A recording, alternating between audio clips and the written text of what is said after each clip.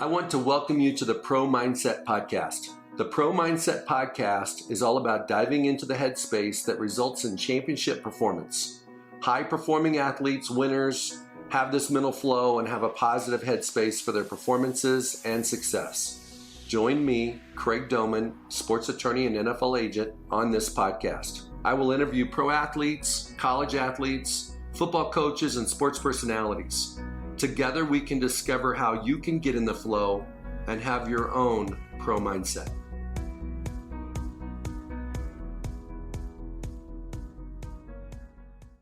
Today on Pro Mindset, I have my youngest son, Brock, who is driving on I-80, headed on his way to visit his brother, JoJo, in Lincoln, Nebraska.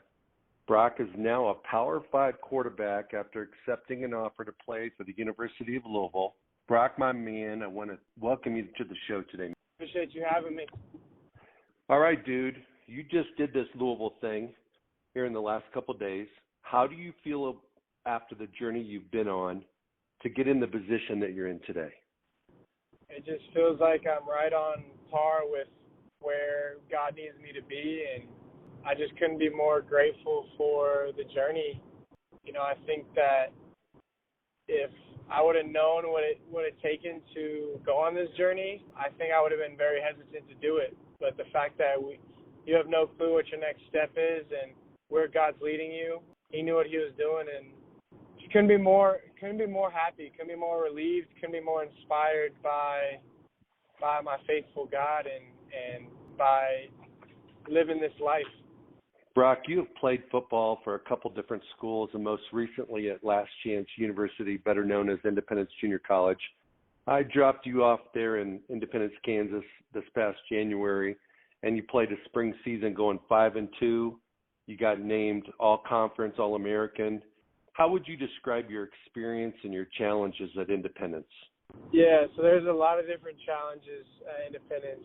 We started our season early March, and I got there in late January, so had a little under 2 months to prepare, and had a completely new coaching staff come in a week after I report. So the coaches that brought me in and I was talking to weren't even there, which is just wild. We started out with 8 quarterbacks, and, you know, the head coach definitely wanted to play multiple, because that's what majority of JUCOs do, is they play multiple quarterbacks. It's not like Division I's where they kind of have their guy. I knew that this was my last opportunity to get recruited. I knew that my time was ticking, and it just felt so much more vulnerable, and I could feel the pressure of knowing that this is it. When you first walk in as a freshman, you know, at Ventura, you know, I had this sense of peace because I had time on my side. Well, that was not the case at Indy. Time was not on my side. You know, one of the guys was a 4-star out of bounce back from Temple and had to beat all of the other 8 dudes out by just taking advantage of the reps I had, being a sponge to the coaching staff, having a pre-practice routine. It just really taught me how to be a grown-ass man about my preparation, and it also taught me to be in complete and total surrender to results and just focus on the process. The results will take care of itself. So let's jump to Louisville. What are you excited about at Louisville? First and foremost, what I'm excited about is that I'm valued and seen by the coaching staff. That's something I really want to desire, because I understand how important it is to have that. So I know that I'll have every opportunity to do what I want to do there, and that's to be the starting quarterback. It's fully on me to take advantage of the reps that I get and to prepare my butt off so when my number is called that I'm prepared for it, and take that opportunity and run with it. Another thing I'm super pumped for is an opportunity to win an ACC championship, an opportunity to be in the college football playoff. Just couldn't be more excited for the pressure of the big games. I live for that. Absolutely live for that. And ultimately to be able to just train at a high level. Their facilities are ridiculous, and to be able to be around ACC players every single day and compete. I'll have a smile on my face regardless. I couldn't be more excited and more grateful because God has humbled me many times and has made me not take anything for granted. So just to be able to play ball for 3 more years, to be honest, just be able to play the game I love. So let's pretend like you're talking to the Louisville Cardinal fans. What are they going to get from you? Are you going to wear what's your jersey number? I'm going to be number 7. What you're going to get out of me is a true competitor, a champion that's not looking to go 8-4, but looking to go 12-0 and run the table. You're looking for a guy that doesn't know what realistic is, because realistic is something that people put upon themselves. Big optimism, big faith guy that is going to put his all into everything that I do. I do this for the fans that loves the moment and then give back to his community however he can. And a dude that's going to have a lot of fun. A lot of fun. What does fun mean to you? Making plays, winning games, enjoying the moment, being a great teammate, just playing the game I love. What kind of offense do you see Louisville playing, and how do you fit into that offense? Louisville runs a spread offense. They like to, first and foremost, establish a run and then use play action and throw some shots as well. How I see myself playing into their offense is executing the play call first and foremost, and then when the pocket breaks down, the ability to make plays. The biggest thing I see is just being on schedule. You know, on first down, get 4 yards, 5 yards, and then if we do get backed up, to be able to pick up 3rd and 9. Definitely need to also be able to finish in the red zone. And then also, if we're backed up, to be able to get 2 first downs at the minimum to change the field position. So biggest thing I see is just being a smart football player, a dude that's extremely prepared, a dude that's going to make really good decisions and put our team in the best situation to win. And then ultimately, those 3, 4, 5 plays that decide a game, we're going to make. Which team are you most excited about playing against? Clemson. I cannot wait to play Clemson every single year. That just gets me going, knowing that we're going to be able to play a top 3 team in college football every single year.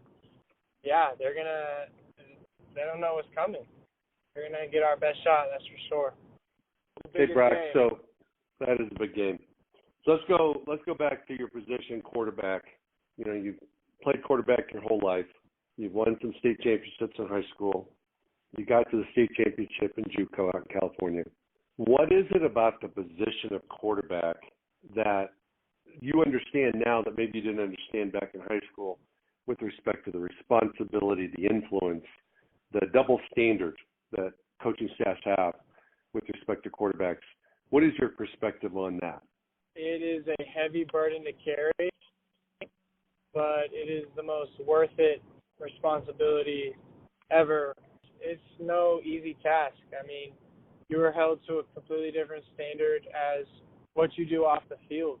You know, what a regular football player does off the field doesn't necessarily be seen, but as a quarterback, everything you do from the minute you wake up to the minute you go to bed can be hyper-analyzed, and you have no idea who's watching, and you have a big influence on your teammates of just, hey, this is what our leader's doing, so you know they usually follow behind. And so if you're not doing the responsible things off the field, you're bringing other people down.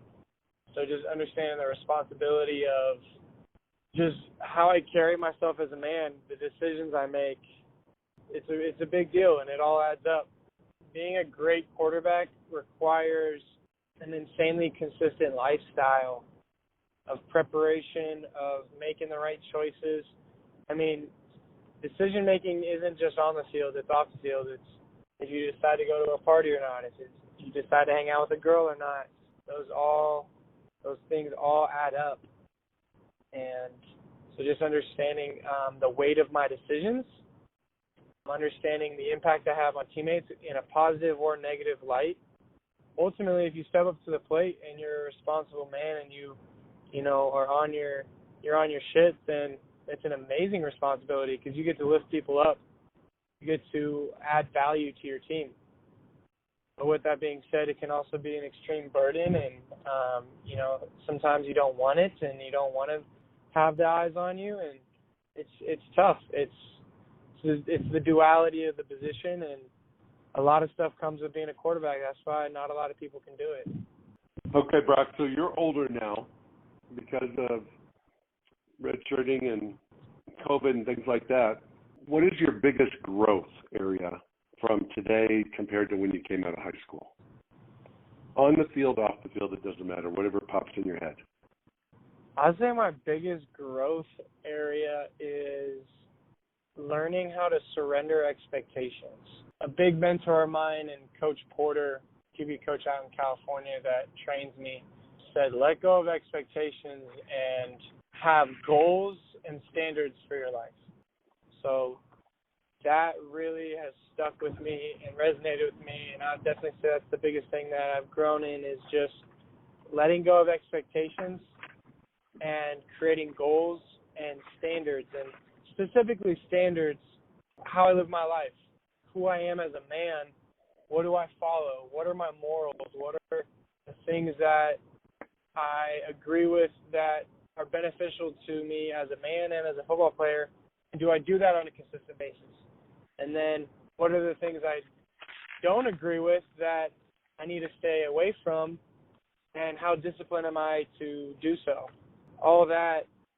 So really just growing up to become a man and to be self-sufficient, taking full responsibility for my life. I think that I've always been a dreamer, and I'm so thankful for that, and I've always had a lot of faith in the Lord, but to be able to also be really real with myself of where I'm at. And I wasn't ready for Power 5 until this last semester, so it's not surprising to me that God took me on this journey because He knew what I wanted, but He knew what it took for me to get to where I wanted to go.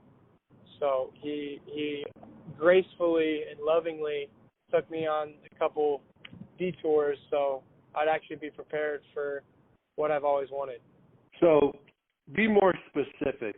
Why are you ready now to excel as a Power 5 quarterback compared to maybe where you were?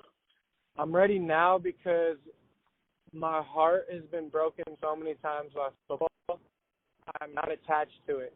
That I'm extremely passionate about it, and I have such a love for it, but it's not who I am. It's just what I choose to partake in. So being unattached is extremely important because it takes the pressure off. If I believe I'm a football player and that's where I put my value in, when it's 3rd and 9, that is extremely, extremely nerve-wracking. But if I'm not a football player and I'm just Brock Domann that chooses to play football, it's 3rd and 9, I just find the open man and I hit him. And there's not this emotional attachment to it. So getting your emotions out of the way is extremely important. So I would say learning how to control my emotions, which I didn't know how to do until I got to college. Just having 20 games of college football under my belt, you can't replicate game experience. So just playing 20 different teams and seeing the different defenses and being in a lot of uncomfortable situations. So I'm prepared for whatever's to come at Louisville. And then honestly, just like my body development, getting in the weight room and being, in a man's body. I'm not 18. I'm 22. So being in a man's body allows me to have that much more confidence on the field to be able to go dominate, to be able to go be who I know I am. And that's a really solid quarterback. So, it took time. I needed to get a stronger arm, and that started in the weight room, and then that started with throwing harder on a consistent basis.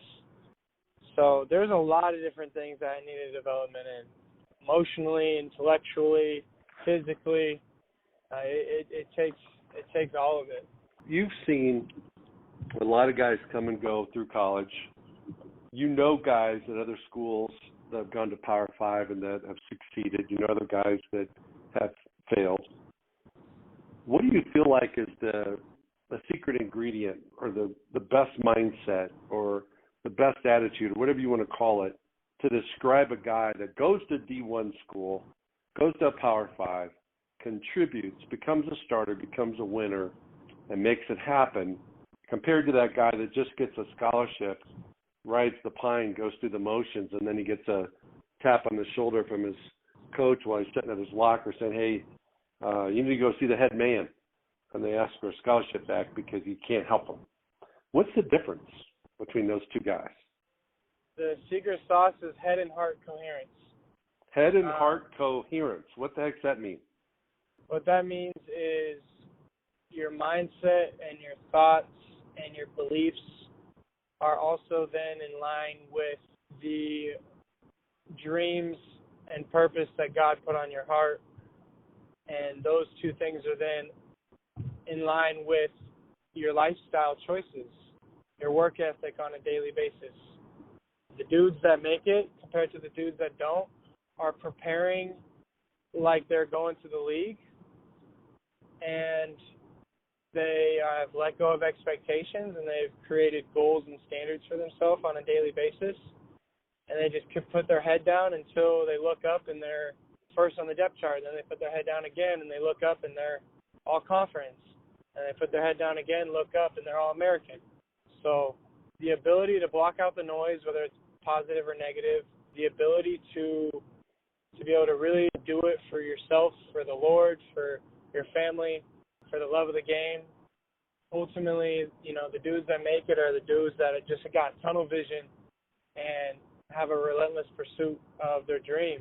And I really believe that it's important to have goals that are beyond where you're at. So in high school, have the goal of being a Division I player. In college, having the goal to be in the league.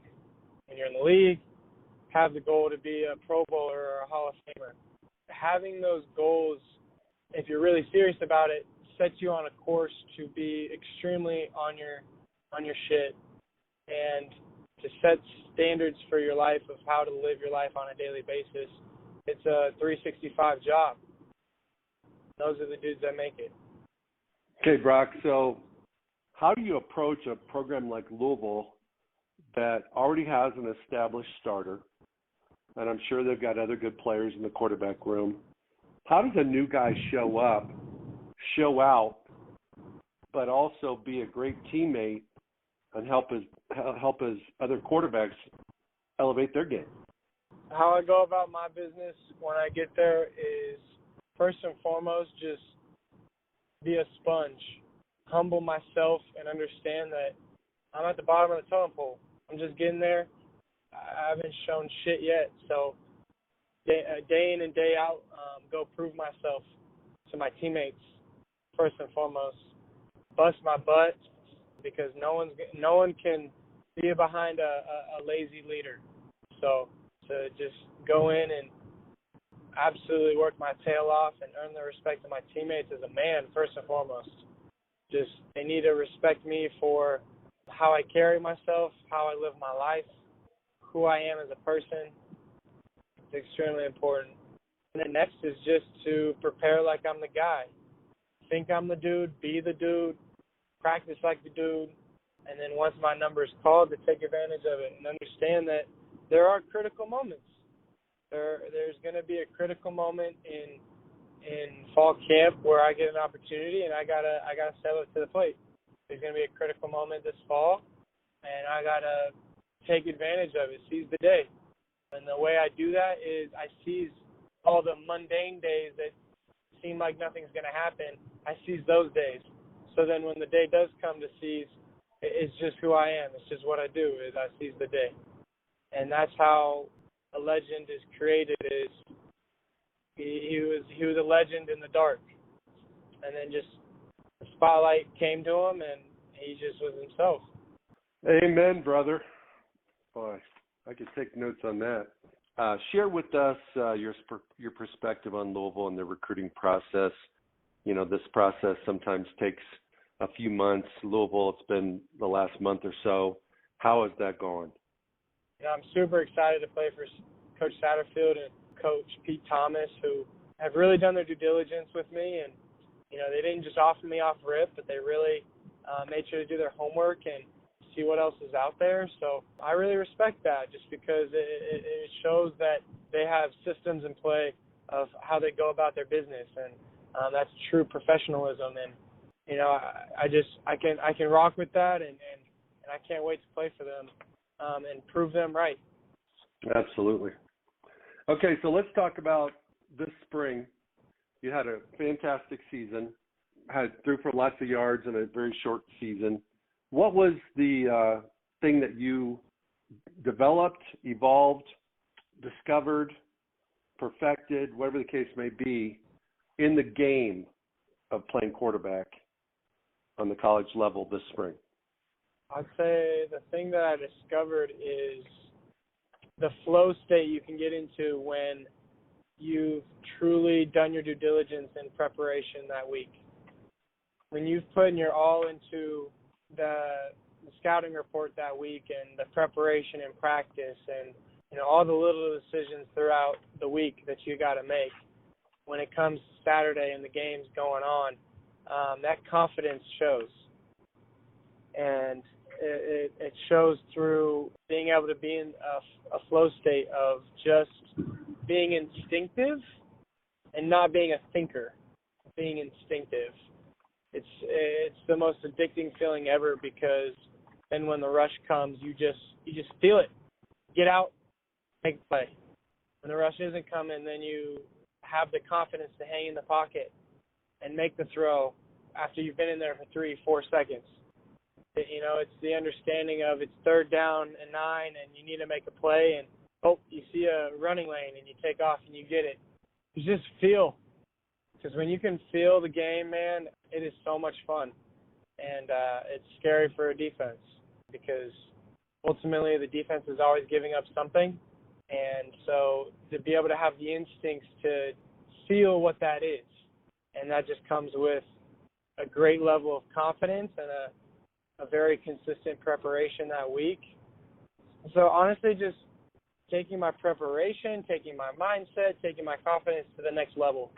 And ultimately, I'm going to have to do that at Louisville. What I did at Indy worked for Indy, but I know that there's going to be another level of confidence and mindset and preparation that I need, to be an ACC player and to be a dominant one. So understanding that there's higher levels, and I reached a higher level than I was, prior to Indy, at Indy. And now I know that there's another level that I'm going for next. And then after this season at Louisville, there's going to be another level. So it's understanding that no matter how good you are or seasoned you are or how many footballs you've thrown, there's always ways to improve. Dudes at the quarterback position that have played, 15 plus years in the league still need to get better, which is insane to think about, but it's true. So just being extremely humble, even after the fact of getting the desired outcomes you want, to desire more and to dream bigger and to work harder, because there's more responsibility on you. Let's go back to you being a role model for middle school and high school kids that aspire to do and be where you're at. What counsel do you have for them? Well, my first counsel is to be a kid as long as possible.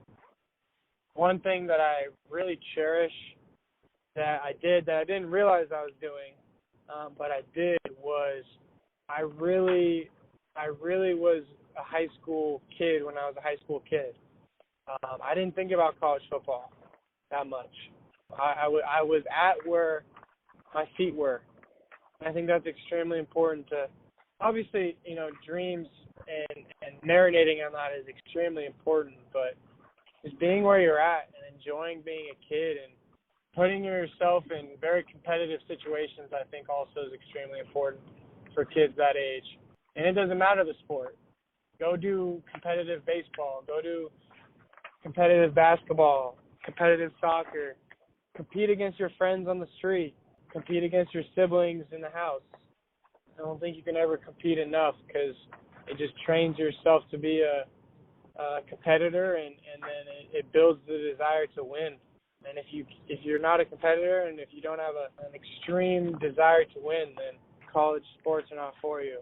So developing that is extremely important. But that's what I would counsel them on. Okay, I'm going to throw a word at you. I want you to tell me what it means to you. Perseverance. What perseverance means to me? Yes, sir. Honestly, perseverance to me is just seeing things through. So usually things get the toughest right before the breakthrough. But you don't know the breakthrough is coming because you have to have faith. So just finishing what you started. For me, in my journey, getting a scholarship to Louisville has been a dream of mine for a long time, long time. And so just seeing it through. I did whatever it took to get to this point. The most humbling and embarrassing and hard thing I've ever done is going back to junior college. Once I got a Division I scholarship to Campbell, I thought I would never have to touch JUCO again. And so having to go back to that and to persevere, it was just, okay, well, this is the path that I need to take to get to where I want to go, and I'm going to see it through. I'm going to work my butt off, and I'm going to have faith in the Lord that his plan is perfect. And, it takes more patience than I can even fathom, but ultimately, it's just not giving up on yourself, and it's not giving up on God. It's not giving up on the dreams you have, and you have such a short amount of time to play this game of ball, so you might as well see it through. Might as well see what all you can get out of it. And it's extremely hard because it's the most vulnerable thing you could ever do is work your living butt off for this dream just for it to maybe not happen. It's extremely hard to do. I think that we're very much incentive-based people on this earth, and we're not really willing to put in the work unless we get a reward out of it. But I really shifted that mindset around to, I'm building who I am as a man. Even if I never would have got Louisville, I still wouldn't change my path. Not one bit. Because who I developed into as a man is the most important thing. And that's what football does, is if you really are about it and, put your heart into it. And, I think that's the most important thing, and that's what perseverance means to me. Brock, you have certainly showed perseverance in your career. I know you're persevering today on this 8+ hour drive on your way to eventually report to Louisville. How cool is it for you to be in a similar situation as JoJo playing Power 5 football? Words can't describe. Words cannot describe the feeling. JoJo's always been the person I've looked up to most in my life. He's just a star. He doesn't know how to not be dominant at what he puts his mind to. I mean, literally everything he's ever done, he's excelled at. And he's been one of the best, if not the best, at what he does. God thankfully gave me the confidence to believe that I'm like him. And so I always knew that I could play at the same level as he has been. And, to be able to share this with him is the most inspiring thing ever. And the fact that I'm going to be wearing number 7, where he wore number 7 and was quarterback early on in his career in high school, and he was the best quarterback I've ever seen. So I'm thankful he switched positions, because there wouldn't have been a Brock Domann if it wasn't for him choosing positions. So yeah, it's overwhelming. It's really overwhelming, honestly. That's really cool, man. That's really cool. I know you guys would love to play against each other in a bowl game at the end of the season. Brock, you got a bright future ahead of you, and Louisville and the Cardinal fans are going to find out what a gem you are. Safe travels, and thanks for being on the show today. The last thing I'm going to say is, well, first and foremost, thank you for having me. I think your podcast is amazing, and it can inspire many people, and it's real talk, and people need to hear this stuff. And always freaking bet on yourself and keep the faith in the good Lord upstairs, even though a lot of things happen in life that we don't understand, and that's where faith comes in. And, man, just dream big. Dream big, because God honors big dreams, loves it, because it's ultimately having faith in. Anytime we doubt ourselves, we're doubting God. Thank you for listening to this episode of Pro Mindset. If you enjoyed this podcast, please subscribe, rate, and review this podcast. You can follow us on our website, promindsetpodcast.com, or on Instagram, Twitter, and Facebook at Pro Mindset Podcast. Thank you so much for listening. We'll see you the next time.